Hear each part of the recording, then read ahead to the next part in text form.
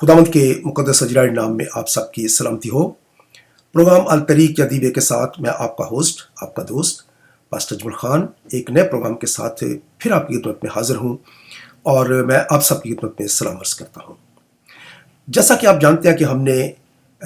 एक नया प्रोग्राम शुरू किया है जिसका नाम है पसे पर्दा सच्चाई, किसके अंदर बाइबल मुक़द्दस के अंदर हम ऐसे पैसेजेस को या ऐसी आयात को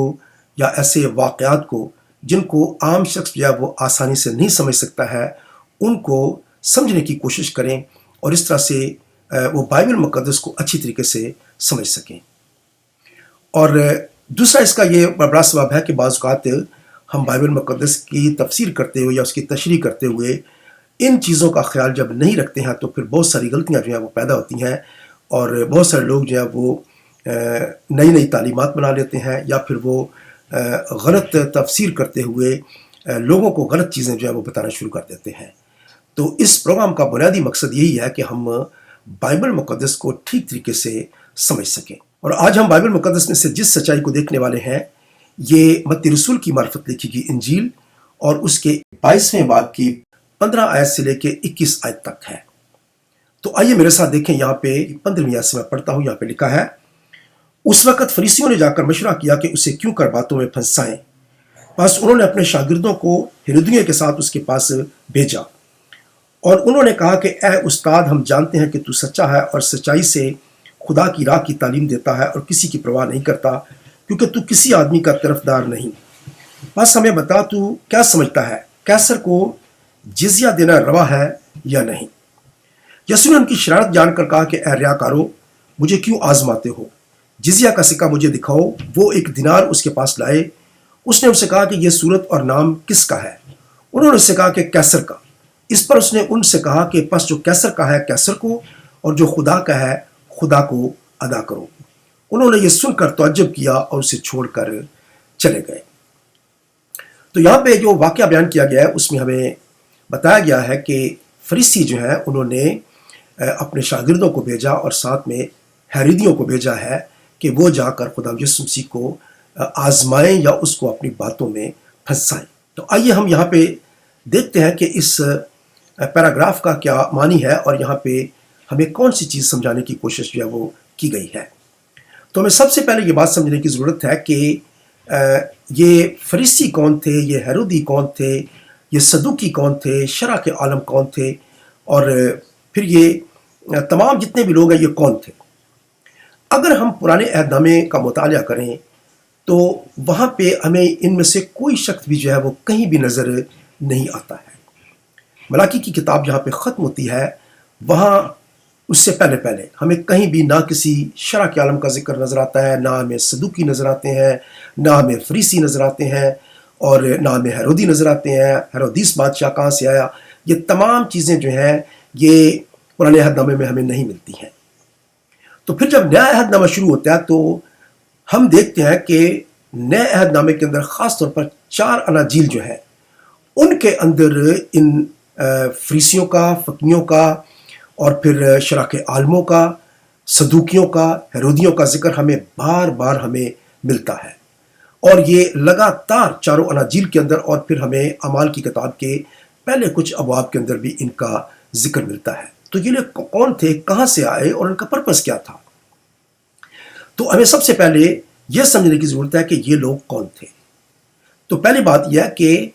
पुराना अहदनामा लिखने और नया अहदनामा लिखने के दरमियान में, जैसा कि मैंने पिछली दफ़ा भी आपको ये बात बताया था, तकरीबन 350 साल से लेकर 400 साल का वक्फ़ा है।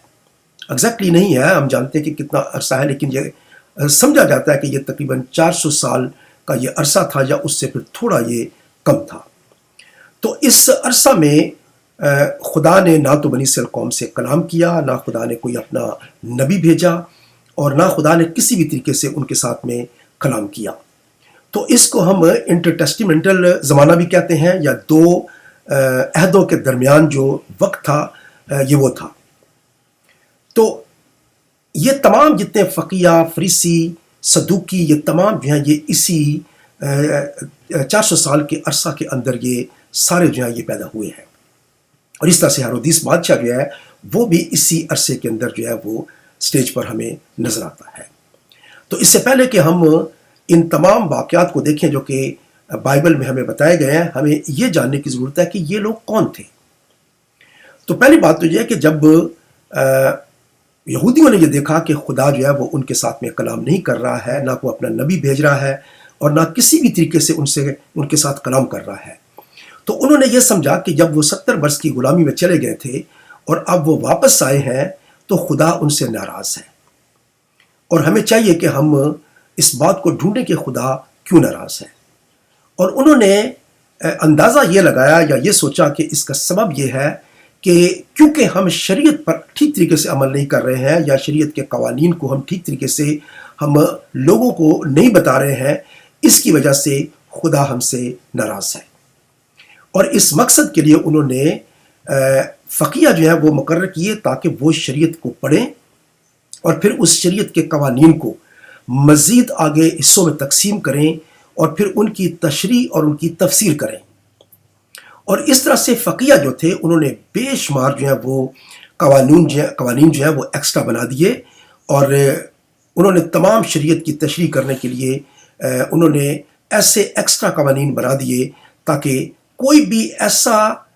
شریعت کا نقطہ، کوئی قانون جو ہے وہ رہ نہ جائے جو کسی بھی طریقے سے ہم اس کو پورا نہ کر سکیں۔ تو اس مقصد کے لیے انہوں نے اسپیشل لوگ جو ہیں وہ اس بات کے لیے مقرر کیے جو کہ فقیہ تھے، اور پھر اس کے بعد انہوں نے فریسی مقرر کیے جو کہ ان قوانین کو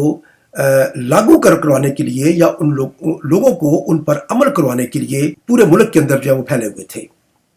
تو یہ فقیہ اور فریسی جو تھے ان کا کام تھا کہ شریعت کو لوگوں پر لاگو کرنا، اور اس مقصد کے لیے 2 بڑے مدرسے جو ہے وہ بھی بنائے گئے۔ ان میں سے ایک شمائی مدرسہ تھا اور پھر دوسرا جو ہے وہ حلیل مدرسہ تھا۔ ان میں سے جو تھوڑے کٹر قسم کے یہودی تھے یا جو کہ شریعت پر بہت زیادہ سختی کے ساتھ عمل کرتے تھے، وہ شمائی مکتبہ فکر کے لوگ تھے، اور جو تھوڑے سے نرم لوگ تھے وہ حلیل مکتبہ فکر کے لوگ تھے۔ تو یہ ان کا کام یہ تھا کہ کسی بھی طریقے سے لوگوں کو شریعت پر عمل کرانے کے لیے یا ان کو پابند کیا جائے کہ وہ شریعت کے ایک ایک نقطے کو جو ہے اس کو سمجھیں اور اس پر عمل کریں۔ لیکن پرابلم یہ تھی کہ یہ شریعت کے اتنے زیادہ قوانین بنانے کے لیے اور اتنا سخت کرنے کے لیے لوگ جو ہیں وہ تیار نہیں تھے اور نہ وہ اس پر عمل کر سکتے تھے۔ تو یہ ان کے لیے ایک بہت بڑا بوجھ بنا ہوا تھا، یہ ان کے لیے بہت بڑی ایک مشکل بنی ہوئی تھی۔ لیکن وہ چاہتے تھے کہ کسی بھی طریقے سے وہ خدا کو خوش کریں اور خدا واپس اپنے نبی ان کے درمیان میں بھیجے، ان کے ساتھ کلام کرے اور ان کو رومی حکومت جو ہے ان سے ان کو چھڑائے اور ان کو واپس آزاد کرے۔ کیونکہ جب وہ بابل کی غلامی میں چلے گئے اور اس کے بعد وہ واپس آئے تو کچھ عرصہ کے بعد اب وہ واپس جو ہے وہ رومی حکومت جو ہے اس کے غلام بن گئے۔ تو یہ ان کے لیے بہت زیادہ مشکل بات تھی۔ اب ان کے ساتھ ایک اور گروہ تھا جو کہ صدوقیوں کا گروپ تھا۔ صدوقی جو ہے وہ ان کے ساتھ، فریسیوں کے ساتھ کچھ باتوں پہ وہ اتفاق نہیں کرتے تھے، اور وہ کہتے تھے کہ جو روح ہے یہ ختم ہو جاتی ہے، انسان مرنے کے بعد جو ہے دوبارہ زندہ ہونے کا کوئی چانس نہیں ہے، اور وہ ہمیشہ ہمیشہ کے لیے ختم ہو جاتا ہے۔ اسی طرح سے وہ فرشتوں پر بھی وہ ایمان نہیں رکھتے تھے، وہ کہتے تھے فرشتوں کا کوئی وجود نہیں ہے۔ اور اس طرح سے کچھ اور چھوٹی چھوٹی باتوں کے اندر ان سے کے ساتھ اتفاق نہیں تھا۔ لیکن ہم دیکھتے ہیں کہ خداوند یسوع مسیح کو آزمانے کے لیے یا اس کو غلط ثابت کرنے کے لیے یا اس کو تنگ کرنے کے لیے یہ دونوں گروپ کیا یہ آپس میں مل گئے تھے۔ صدوقی جو تھے وہ ایک امیر کے کیٹیگری سے تعلق رکھتے تھے، لیکن فریسی جو ہے یہ عام لوگ تھے، اور یہ دونوں جو ہے یہ آپس میں مل کر یہ خداوند یسوع مسیح کو پکڑنے کے لیے یا اس کو غلط ثابت کرنے کے لیے ہمیشہ اس کے پیچھے پڑے رہتے تھے۔ اور اسی طرح سے ہیرودی جو ہے وہ ایک ایسا گروہ تھا جو کہ مذہبی گروہ تھا، لیکن یہ لوگ جو ہے یہ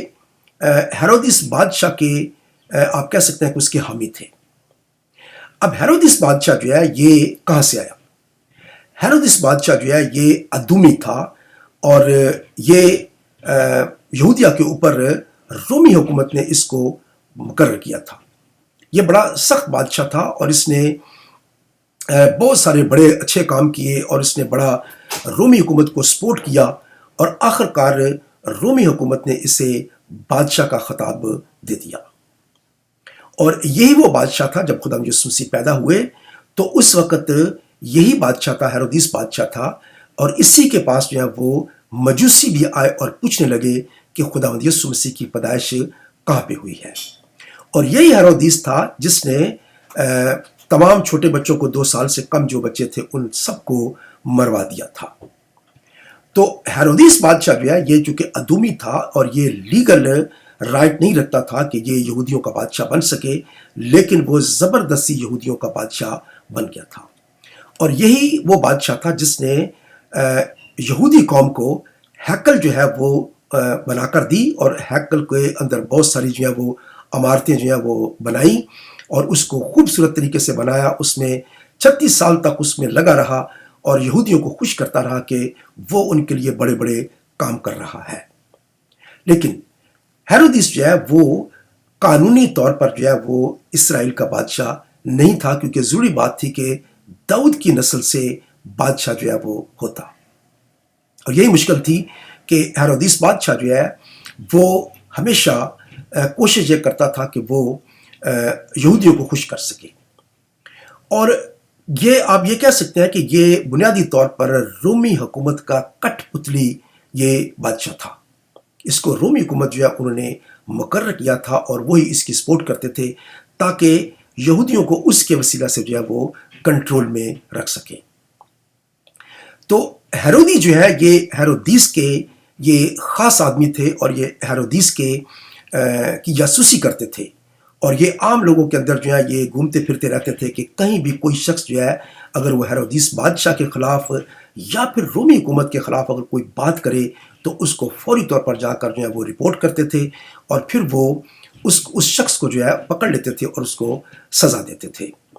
تو یہ ہیرودی جو ہے ہم دیکھ سکتے ہیں کہ یہ ایک ایسا گروہ تھا جو کہ ہیرودیس بادشاہ کے لیے کام کرتا تھا، اور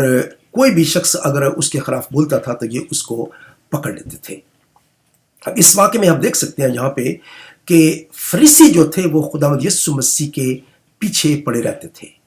اور وہ ہمیشہ اس کو غلط ثابت کرنے کی کوشش کرتے تھے۔ اگر ہم چاروں اناجیل میں دیکھیں تو ہمیں نظر آئے گا کہ یہ فقیہ، فریسی، صدوقی اور ہیرودی جو ہیں یہ لگاتار خداوند یسوع مسیح کے پیچھے پیچھے رہتے تھے تاکہ وہ کوئی بھی غلط بات کرے، یا وہ حکومت کے خلاف بات کرے یا ہیرودیس بادشاہ کے خلاف بات کرے، تو فوری طور پر اس کو پکڑ لیں اور پھر اس کو سزا دلائیں۔ اور یہی ان کا کام تھا، اور اس مقصد کے لیے آپ دیکھیں گے کہ جہاں جہاں بھی خداوند یسوع مسیح جاتے تھے، معجزات کرتے تھے، بھیڑ ان کے پیچھے چلتی تھی، تو ان کے اندر آپ دیکھ سکتے ہیں کہ یہ فقیہ اور فریسی جو ہیں یہ بھی ان کے ساتھ ساتھ جو ہے وہ رہتے تھے۔ تو یہ جو لوگ تھے ان کا خاص طور پر یہ کام تھا کہ یہ لوگوں کو شریعت کے اوپر جو ہے وہ عمل کرائیں، اور اگر کوئی بھی شخص جو ہے وہ کسی بھی طریقے سے شریعت کے حکم کو توڑتا ہے تو اس کو سزا دیں۔ اور یہی وجہ ہے کہ یہ لوگوں کے اندر جو ہے وہ گھومتے پھرتے رہتے تھے، چلتے پھرتے رہتے تھے، اور دیکھتے تھے کہ کوئی بھی شخص جو ہے وہ کسی جگہ پر غلطی کرتا ہے تو اس کو فوری طور پر پکڑ لیتے تھے۔ تو یہ شرع کے عالم، اور پھر فقیہ، اور پھر یہ فریسی، صدوقی، اور پھر ہیرودی، یہ ہمیشہ خداوند یسوع مسیح کے پیچھے لگے رہتے تھے اور اس طاق میں رہتے تھے کہ کسی طریقے سے خداوند یسوع مسیح کی کسی بات کو پکڑیں، کہ یا تو پرانے اقدامے کے خلاف بولتا ہے، یا وہ شریعت کے خلاف بولتا ہے، یا پھر وہ حکومت کے خلاف بولتا ہے، تو اس کو فوری طور پر جو ہے وہ پکڑا جا سکے اور اس کو سزا دی جا سکے۔ تو اس واقعے کے اندر بھی ہم دیکھتے ہیں کہ فریسیوں نے انہوں نے جا کر مشورہ کیا کہ اسے کیوں کر باتوں میں پھنسائیں۔ تو یہاں پہ فریسی جو ہے یہ یاد رکھیں کہ یہ سنہیڈرین جو تھی ان کی، یا ان کی جو قانونی ان کی کونسل تھی، یہ اس کے ممبر بھی تھے اور یہ اس کے لیے کام کرتے تھے۔ سنہیڈرین جو ہے وہ ہمیشہ کوشش یہ کرتی تھی کہ جتنے بھی قانونی کام ہیں یا مذہبی امور جو ہے ان کو وہ کنٹرول کرے، اور اگر کوئی غلطی کرتا ہے تو وہ اس کو سزا بھی دے سکیں۔ تو انہوں نے فریسیوں کو مقرر کر رکھا تھا کہ وہ خداوند یسوع مسیح کے پیچھے پیچھے جو ہے وہ رہیں اور اس کو باتوں میں پھنسائیں تاکہ کسی بھی طریقے سے وہ کوئی غلط بات کرے تو اس کو وہ سزا دلوا سکیں۔ تو یہاں پہ فریسیوں نے جا کر مشورہ کیا کہ اسے کیوں کر باتوں میں پھنسائیں۔ بس انہوں نے اپنے شاگردوں کو ہیرودیوں کے ساتھ اس کے پاس بھیجا اور انہوں نے کہا کہ اے استاد، ہم جانتے ہیں کہ تو سچا ہے اور سچائی سے خدا کی راہ کی تعلیم دیتا ہے اور کسی کی پرواہ نہیں کرتا، کیونکہ تو کسی آدمی کا طرفدار نہیں۔ اب انہوں نے فریسیوں کو اور ہیرودیوں کو بھیجا اور انہوں نے جا کر اس طریقے سے خدا یسوع مسیح کے ساتھ بات چیت کی ہے کہ جیسے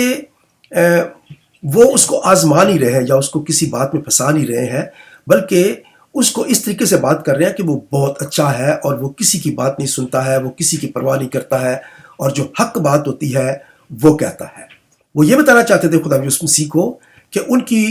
کوئی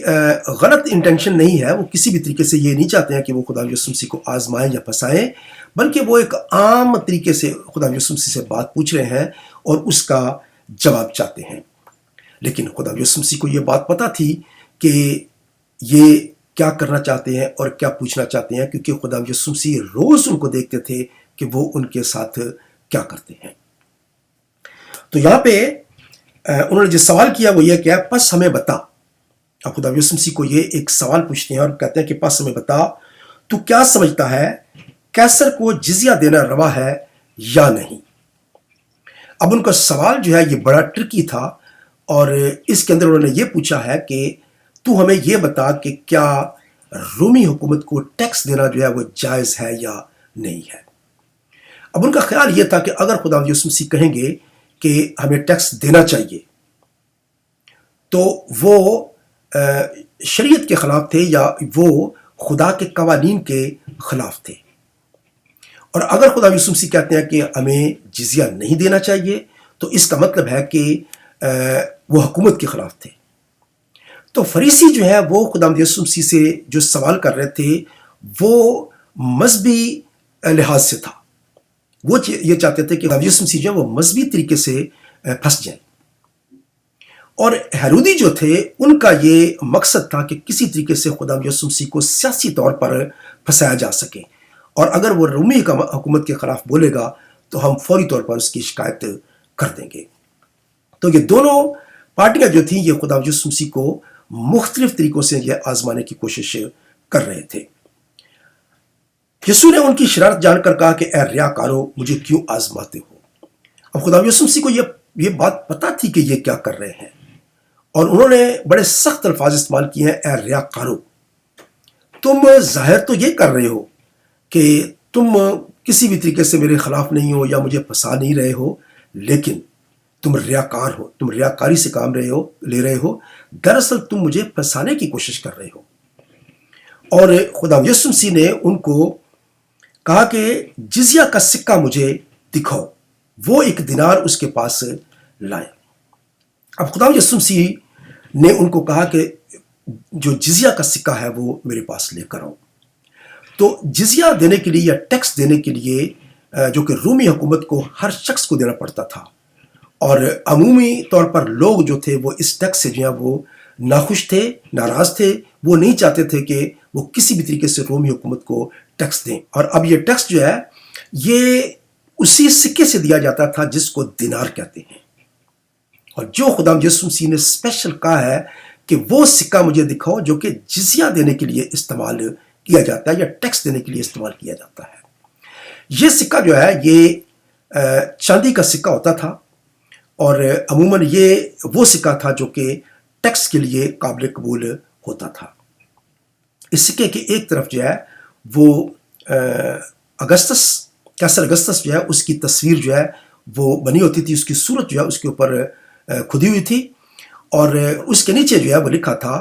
کیسر تبریاس الہی اگسطس کا بیٹا، اور اس سکے کے پیچھے جو ہے وہ لکھا ہوتا تھا سردار قاہن۔ اب اس سکے کے اوپر جو بات لکھی گئی تھی کہ کیسر جو ہے وہ الہی اگسطس کا بیٹا ہے یا ڈیوائن اگسطس کا بیٹا ہے،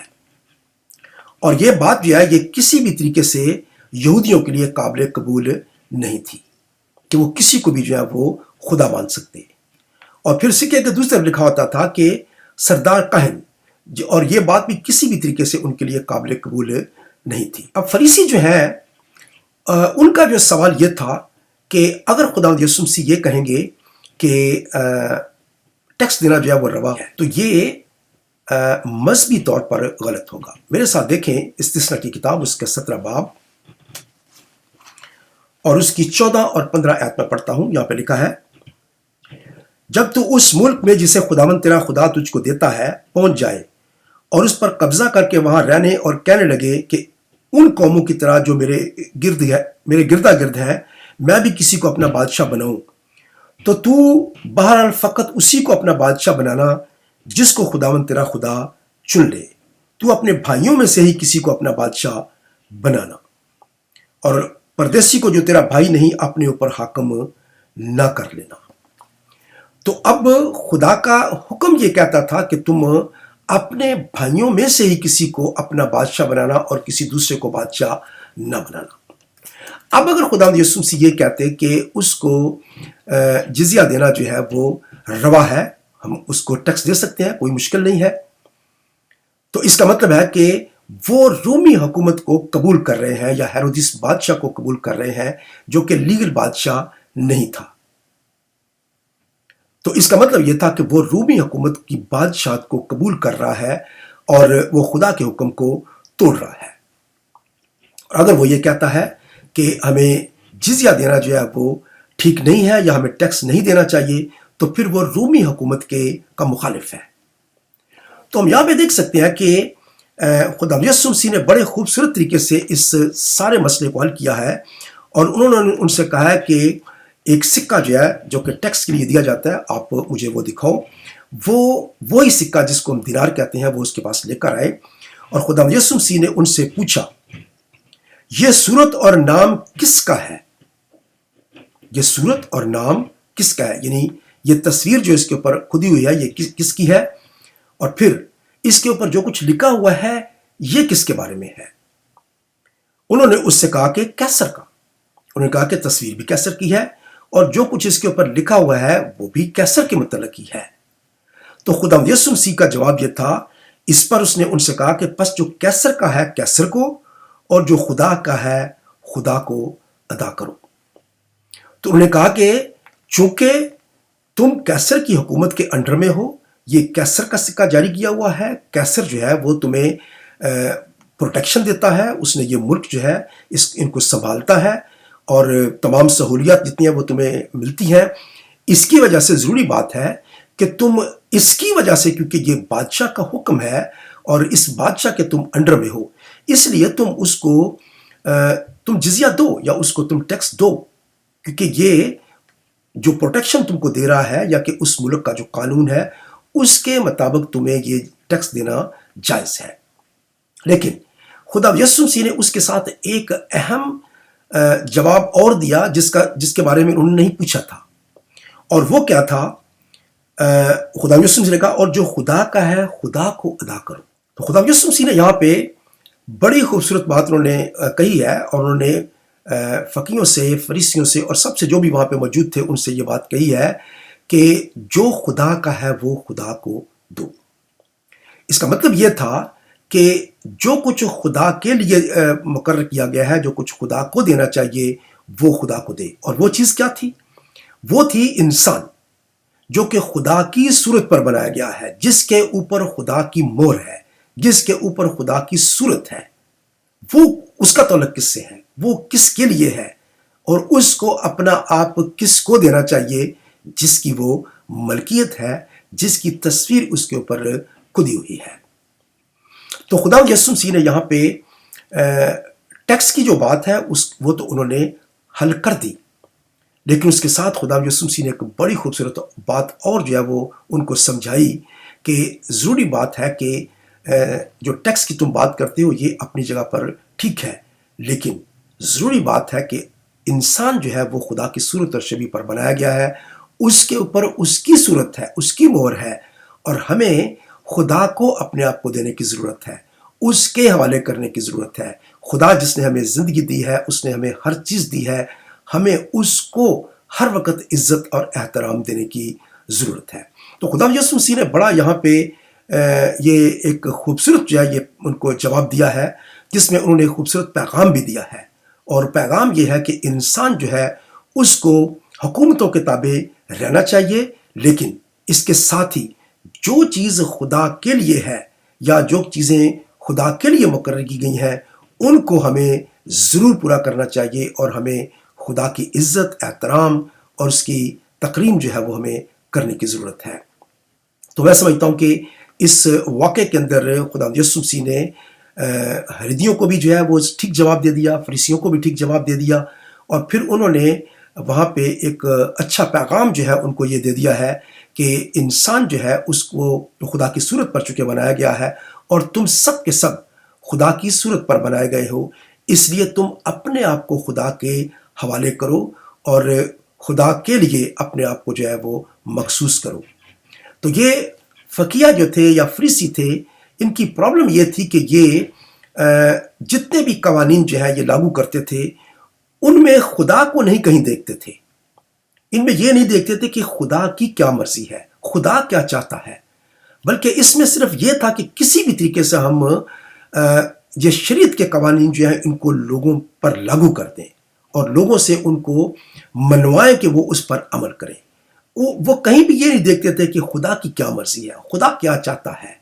اور یہی بات ہم بار بار جو ہے وہ ہم ان چاروں اناجیل میں دیکھتے ہیں کہ خدا یسوع سے ان کے ساتھ جھگڑتے رہے اور ان کو بتانے کی کوشش کرتے رہے کہ خدا تم سے کیا چاہتا ہے، جو کچھ تم کر رہے ہو خدا وہ نہیں چاہتا ہے۔ اصل جو چیز ہے وہ ہے کہ تم خدا کے حوالے اپنے آپ کو کرو، اور جو کچھ خدا کے لیے مخصوص ہے وہ کرو۔ اور اسی واقعے کے اندر خدا یسوع مسیح نے یہ بات ان کو واضح طور پر سمجھا دی ہے کہ تم جس طریقے سے کام کر رہے ہو یہ خدا کو ناپسند ہے، اور خدا جو ہے وہ چاہتا ہے کہ تم مکمل طور پر اپنے آپ کو اس کے حوالے کرو اور خدا کے لیے کام کرو۔ تو میں سمجھتا ہوں کہ آپ کو اس واقعے کی بالکل ٹھیک طریقے سے سمجھ آ گئی ہوگی۔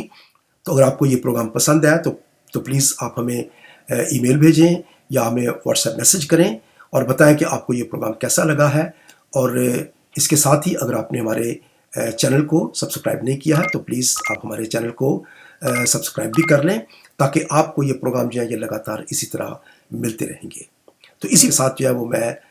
آپ سے اجازت چاہوں گا، اس پروگرام کو میں بند کروں گا۔ ایک نئے پروگرام کے ساتھ پھر آپ کی خدمت میں بہت جلد حاضر ہوں گا۔ اس وقت تک کے لیے مجھے اجازت دیجیے۔ خدا آپ کو برکت دے۔ God bless you.